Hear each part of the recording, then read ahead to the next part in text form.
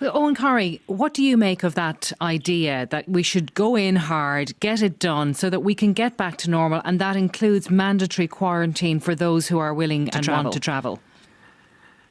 It would all make sense if it worked. The history of it is that it hasn't worked. I do kind of see Tomas's very valid point that countries that have locked down hard have brought the virus under control. You would think that by looking at two of the examples that he pulled up. There are loads of examples of countries that locked down hard. Jersey would be a very good example. Their rate is 6 times ours, and they've had a complete travel ban. It's the cause and the effect. If it worked, it would make sense to cause the carnage, the economic carnage of the sort of measures that he's proposing, and were proposed way back in March and thankfully discarded then, the sort of drawbridge up mentality. We are not sure. It's quite clear it works. It doesn't work. It actually, the cause and effect aren't completely related. Some of the countries that locked down very, very hard on international travel are some of the worst affected.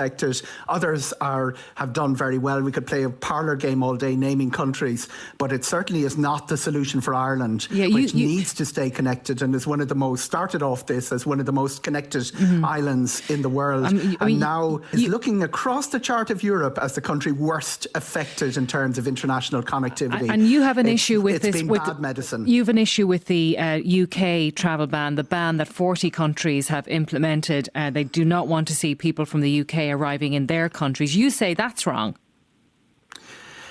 You see, pulling up the drawbridge is a 14th century response. It's how everybody responds. And international travel is far more sophisticated than that. Their track and trace is beyond anything that is available within the community. The way the aviation sector manages risk is a model for the medical community. And the World Trade Organization, or the World Health Organization, came out of the previous crisis. A lot of strategy is based on previous crisis because we know so little about the current one, even after 9 months, said out of the Ebola and H1N1, closing borders can actually make the situation worse.